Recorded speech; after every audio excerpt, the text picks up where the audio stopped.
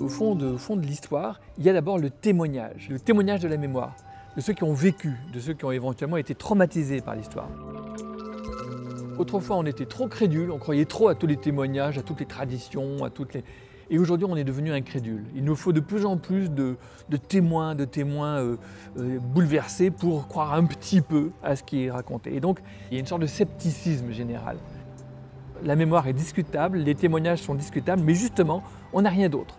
On n'a rien d'autre, c'est là-dessus que l'histoire peut se baser.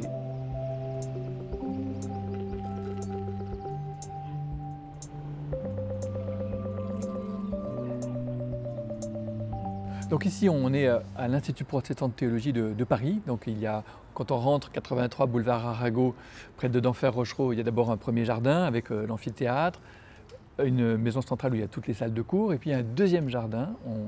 Et là, c'est là qu'il y a la bibliothèque, et au deuxième étage, c'est là qu'est installé le fonds Ricoeur, sur 500 mètres carrés, où il y a donc tous les livres de Ricoeur et ses archives.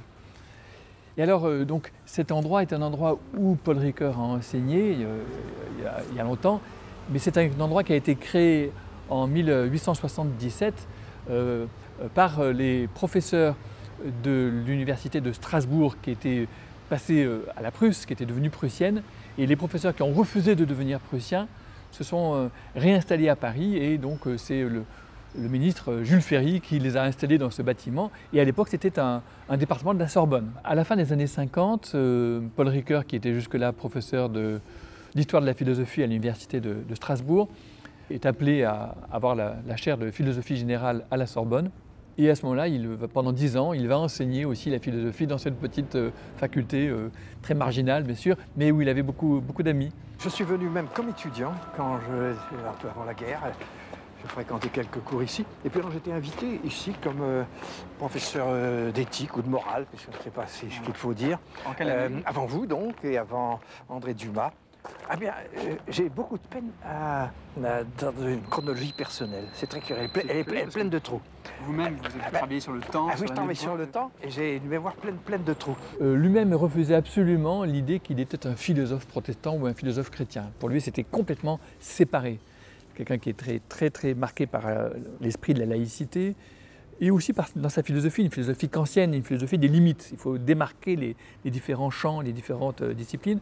Je crois que je termine mon dernier livre sur Soi-même comme un autre, en réfléchissant sur ce que c'est que la conscience morale. Et je dis que la conscience morale, c'est comme une voix qui me parle.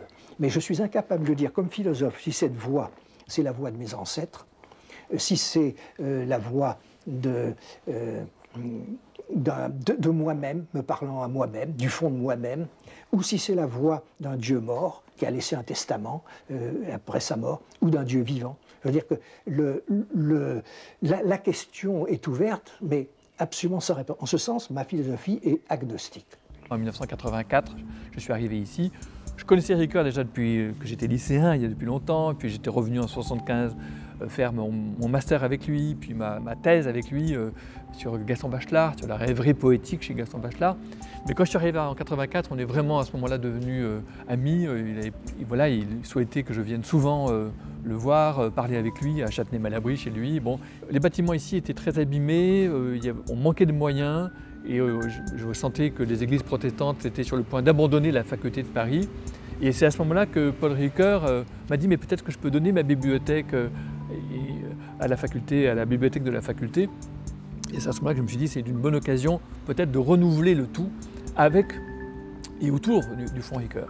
Alors bien sûr, après il a fallu trouver les moyens de recevoir tout ça. Donc Ricoeur lui-même a donné une partie d'un prix qu'il avait reçu, la famille Ricoeur s'est beaucoup impliquée, la région Île-de-France s'est impliquée, tous les milieux protestants aussi se sont pas mal impliqués, mais aussi les ministères, les pouvoirs publics. Et c'est à ce moment-là qu'on a pu construire et renouveler cette faculté.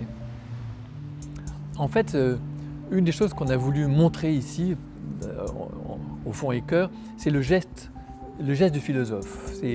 On est dans l'atelier d'un philosophe. Et un des gestes importants de Ricoeur, c'est justement ce geste de faire varier la question.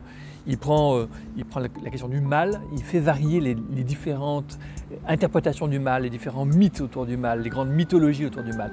Il prend le thème du temps, il va faire varier autour du temps. Et donc, Dans la phénoménologie de Husserl, on cherchait chaque fois l'invariant, qu'est-ce qui est identique, qu'est-ce qui reste identique. Alors que Ricoeur, ce qui me semble caractéristique de sa démarche, c'est au contraire de chercher les variations, le maximum de variations. Pour les livres, on a essayé de respecter au mieux, au plus près, l'organisation des livres dans la maison de Ricoeur à Châtenay-Malabry. C'est-à-dire en fait, il y avait vraiment une dimension chronologique. Ça commençait dans sa chambre à coucher où il y avait toute l'Antiquité, depuis l'Antiquité des présocratiques jusqu'à l'Antiquité tardive. Et après, dans son bureau, il y avait le médiéval, toute la philosophie classique, française, francophone, puis après la philosophie allemande, et on va vers l'herméneutique, la phénoménologie. Après, on a organisé un grand couloir du temps qui part de l'Antiquité pour arriver aujourd'hui, en passant par justement toute l'histoire de la philosophie, jusqu'à la philosophie herméneutique et analytique, on va dire le grand dialogue des grandes traditions contemporaines qui sont en dialogue. Puis après, on arrive aujourd'hui et là, on rentre dans des cercles. Et ça, c'est le deuxième grand geste de Ricoeur, c'est de rendre contemporains les auteurs dans des cercles qui se posent les mêmes questions. Par exemple, les questions de la philosophie morale et politique. Là, il y a un cercle, et juridique, on va dire aussi. Là, il y a un premier cercle. Il y a un deuxième cercle, c'est tous les débats avec les sciences humaines, tous les débats avec la psychanalyse. Et donc là, il y a un cercle de lecture qui s'est constitué pour constituer le livre sur l'interprétation, autour de Freud. Après, il y a les cercles autour de la poétique littéraire, de la métaphore, du récit. Donc là, tout un cercle avec la poétique, avec la littérature. Après, il y a un troisième cercle autour de l'histoire et de la constitution de l'histoire, mémoire, histoire, oubli. Voilà, ça, c'est des cercles qui correspondent, on peut dire, à l'écriture de livres entiers de Ricoeur. Bon. Et puis, il y a un dernier cercle, peut-être, qui serait le cercle de ce que Ricoeur appelait les sources non philosophiques de la philosophie, c'est-à-dire les sources bibliques, mais aussi les tragiques grecs, et qui est un cercle très important, on peut le voir quand on est au fond Ricoeur, ça a une grande importance. Mais tout ça, ce sont des gestes du philosophe qui va rendre contemporain, va faire dialoguer, et plusieurs fois on a fait des expositions dans lesquelles on a un espace d'exposition au fond Ricoeur, autour des livres de Ricoeur, où on expose tous les livres qui ont été utilisés dans un ouvrage de Ricoeur, dans leur ordre d'apparition, en quelque sorte, pour voir peu à peu comment il fait dialoguer ces différentes pensées. Et ça, c'est vraiment... Et c'est à partir de ces cercles, comme un arbre qui grandit, que peu à peu, l'œuvre de Ricoeur s'est constituée. Les livres non lus sont certainement plus nombreux que les livres lus. Alors, il faut qu'un lecteur vienne réveiller la Belle au bois dormant. C'est l'acte de lecture qui sauve l'écriture, après que l'écriture a sauvé la parole qui a disparu.